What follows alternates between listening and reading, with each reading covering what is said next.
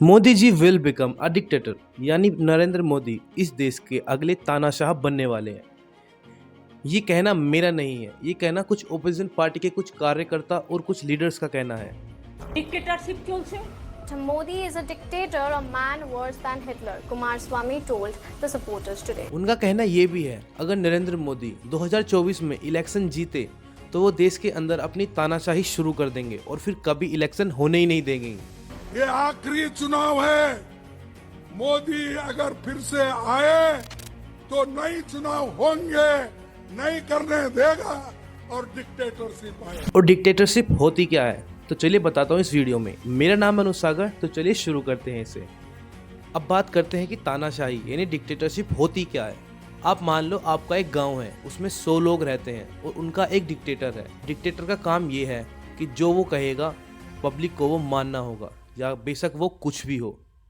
अगर उसने कह दिया कि पूरे गांव में कपड़े पहनना मना है तो मना है, कोई कपड़े पहनेगा ही नहीं, कोई उसके खिलाफ आवाज़ नहीं उठा सकता। अब डिक्टेटर भी काफ़ी तरह के होते हैं, कोई अपने लोगों को अच्छी तरफ लेकर जाता है तो कोई बुरी तरफ। इसका सीधा सा एग्जांपल बताऊंगा मैं आपको, एक मूवी का नाम जिसका नाम है डिक्टेटर, जो कि 2012 में आई थी।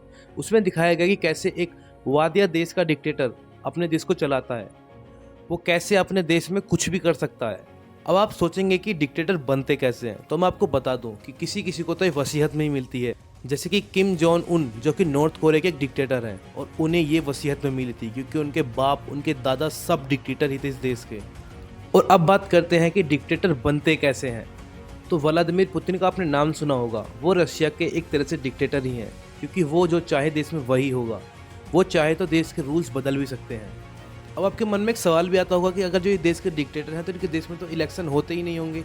बट ऐसा नहीं है, इलेक्शन तो होते हैं बट 100% जीत इन्हीं की होती है। अब आप सोच रहे होंगे कि मोदी जी इस देश के डिक्टेटर्स बनेंगे कैसे, उन्होंने ऐसा क्या किया कि जिससे लोग उन्हें अपना डिक्टेटर मानने लगेंगे। क्या मुस्लिम ऐसा करना स्वीकार कर लेंगे? तो बताता हूँ। आपने देखा होगा कि जब तक नरेंद्र मोदी प्रधानमंत्री नहीं बने थे इस देश के, तो उससे पहले कहीं भी जय श्री राम या फिर हिंदुत्व के नारे नहीं लगते थे। उनके पावर में आने के बाद हिंदुत्व का परचम टॉप पर आ गया। हर बच्चा जय श्री राम बोलने लगा और हर जगह से एक एक हिंदू की आवाज़ उठने लगी।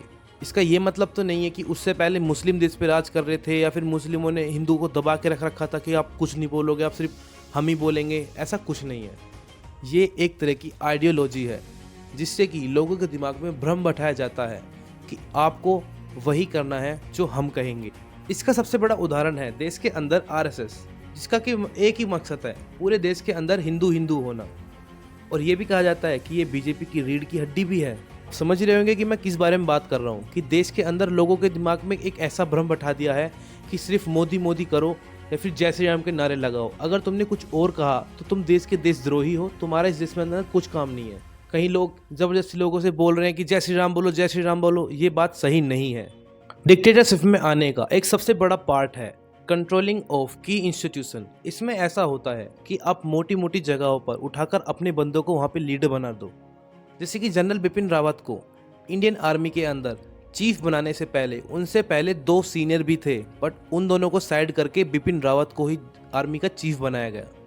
ऐसा ही हमको इंडियन नेवी के अंदर देखने को मिला, जिसमें कि एडमिरल करमबीर सिंह से पहले उनके 2 सीनियर बैठे हुए थे जिन्हें कि चीफ ऑफ नवल स्टाफ बनाया जा सकता था, बट उनकी बजाय एडमिरल करमबीर सिंह को ही चीफ ऑफ नवल स्टाफ बनाया गया क्योंकि वो बीजेपी के सपोर्टर थे।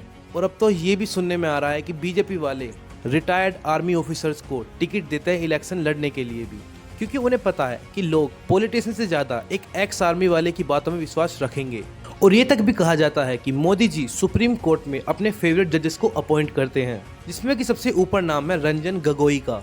अब मैं आपको बता दूं कि रंजन गोगोई कौन है। रंजन गोगोई एक सुप्रीम कोर्ट के जज थे जिन्होंने काफ़ी बड़े बड़े केस लड़े हैं, राफेल हेलीकॉप्टर और आलोक वर्मा, और सबसे बड़ा केस राम मंदिर के बारे में था। तो मैं अब आपको ये बता दूं कि अब ये जज नहीं है। इन्होंने अपनी चीफ ऑफ जस्टिस की नौकरी से रिटायर होने के बाद राज्यसभा में एमपी बन चुके हैं।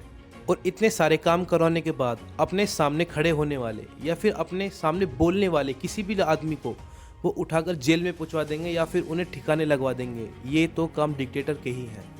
जैसे कि कोई भी अपोजिशनल एक्टिविस्ट और क्रिटिक्स जो भी मोदी जी गवर्नमेंट के सामने या फिर उनके खिलाफ आवाज़ उठाता है तो उनको उठाकर जेल में डाल दिया जाता है। और इसे डिक्टेटरशिप कहे या ना कहें, ये आपकी राय है।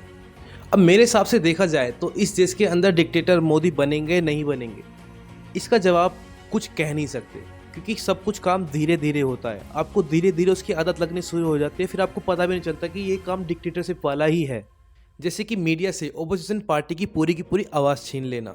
जब आप टीवी पे देखते होगे तो नरेंद्र मोदी यानी या बीजेपी पार्टी के कुछ भी छोटे से छोटे काम को, अच्छे काम को टीवी पर दिखाया जाता है, और राहुल गांधी या फिर आम आदमी पार्टी के कुछ भी किसी बड़े से बड़े काम को भी ऐसे दिखाया जाता है कि राहुल गांधी ने किया ये सब, और हटा देते हैं।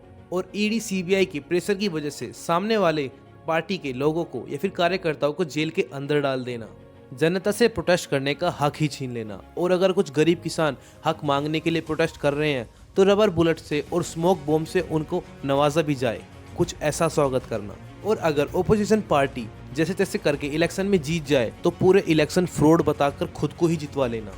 मैं आपको बताने में बिल्कुल भी खुश नहीं हूँ कि हमारा देश वन नेशन वन पार्टी की ओर बढ़ता जा रहा है, और ये एक लोकतांत्रिक देश के लिए बहुत अच्छी बात नहीं है। तो इस वीडियो को देखने के बाद आपकी कैसी राय है, कमेंट में ज़रूर बताना। धन्यवाद।